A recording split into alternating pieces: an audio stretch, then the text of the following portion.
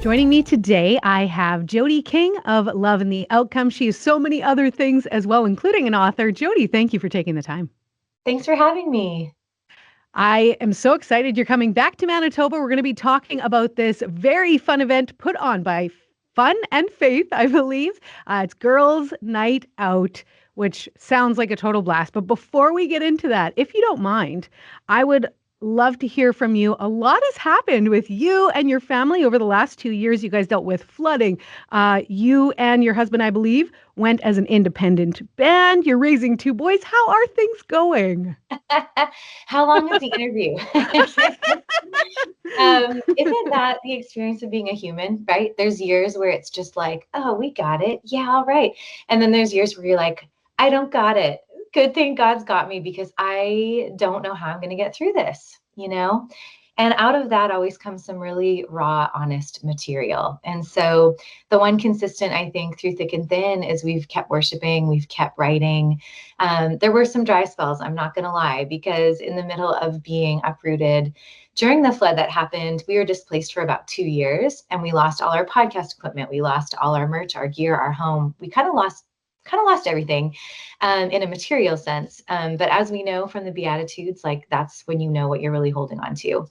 And so we've gotten rid of a lot of cliche answers and being professional Christians, so to speak, and just happy to be Jodi, a Christian woman journeying towards God and sharing a lot more openly than ever before all the messy middle parts of that, and a little bit less concerned with how I look and appear all the time, even though I love a good outfit. It's really trying to let the truth and the honesty shine through a little more, because I don't know about you, those are the kind of girlfriends I want. Those are the kind of community I want to build in my life and with my husband Chris and our kids. So that's kind of an overarching view of how we're kind of showing up even when things have been falling apart. I love that. I know I've used the tagline before, real life, real faith, because Mhm. that's the only thing that will stay steady when you go through a hard season, right? If you're That's it. built on the rock, when that wave crashes, the only thing that's going to keep you is what you've put your hope in. So thank you for sharing that. I Yeah. appreciate it. Yeah. I would love to know, what are you bringing to the upcoming Girls' Night Out by Fun and Faith?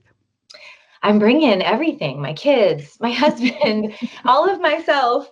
I wrote a book called You Got This, a guide to ditching perfect and showing up for your real life. I called it a guidebook so that people that were curious about God would be like, oh, I'll pick this up, but Christians would understand. A guide really is like God guides us. I really do see Holy Spirit as a bit of a guide through life, a tour guide, like, okay, let's do this together. Oh, let's turn this way, maybe a little more that way, just helping me through. So it's a daily devotional. It includes lyrics of a lot of our favorite songs over the years, a lot of stories behind the songs, and then a takeaway in a verse to just kind of challenge the listener or the reader to process for themselves. So I'm bringing that along, which was really sort of the catalyst for getting to speak. What in the world? I was like, God, I'm not a speaker, I'm a singer. Like, I don't think this, I'm not the girl for the job. But it turns out we all are the girl for the job when we just say, yes, I'll follow you, God. If you think I can do this, I'm going to just step out and try. And it turns out I really love it. I've really, really enjoyed speaking to women, with women, journeying with women through faith and life. So that's when I'm bringing a girls' night out along with Chris so that we can kind of start and end the sets with some Love in the Outcome music that people know, because CHVN has been with us for so long. Thank you for supporting all the different iterations of the music we've made. So I'm excited that we can share a little bit of that too, because it's been a while. Well, we love you guys and so excited to have you back in the province. I would love to know, for any ladies who are listening and thinking, maybe I would do that, why should some ladies attend? Yeah.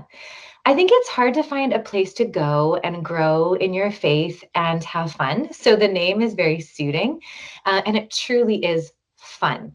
I went to some, like, way back in the day when I was a little girl with my grandma, like Christian Women's Club, stuff like that. There's always been a version of this that has existed, but I think not always as much of a focus on the fun part of it. So I always like to remind people, like, it really is a girls' night out. You will leave with some new tips and tricks to do life in a deeper way with God and each other, but you will also laugh your head off. So I think that combination just makes any girls' night really fun. Fantastic. Obviously, you and your husband are originally from the Peg, Winnipeg to be Yes. exact. How does it feel to be coming back to your neck of the woods, having grown up here and performing and doing this? I always get nervous in my hometown. I'm like, oh my gosh, these are my people. And so you hold yourself to this like standard, and then you go like, wait a second, no, no, no, no. These are my people. This is good. So I'm mostly just really excited. COVID made it so difficult, for everybody. We all had to come up with new ways of doing things, but it really stopped Chris and I from coming back to Canada for a really long time. So it's overdue. And most of our family still lives in Winnipeg. And so it's a chance to both see family and grandparents for our kids and then also perform. So we're really excited. We love Winnipeg. The more I'm away, the more that I love it. If I'm being honest with you, you step back and you see more of what it really is. So I can't wait to come. Well, we're very excited. That's happening at the beginning of May. Of course, we have all of our details for Girls Night Out up on our app and our website, which you, the listener, can find.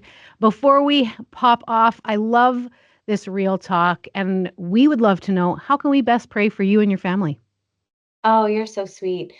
Parenting in public and then performing in public and being married in public, it's challenging to just really put our kids first beyond the perception of who we are or trying to be the perfect family. So always just praying for wisdom as we try and do school on the road when we're away. Our public school is incredible, but I have to take the work along, so it ends up being a lot of different hats. So probably just grace for each other and safety as we come would be wonderful. Wonderful. We're going to let all our listeners know. Thank you for taking the time, Jodi. It was my pleasure. Thank you.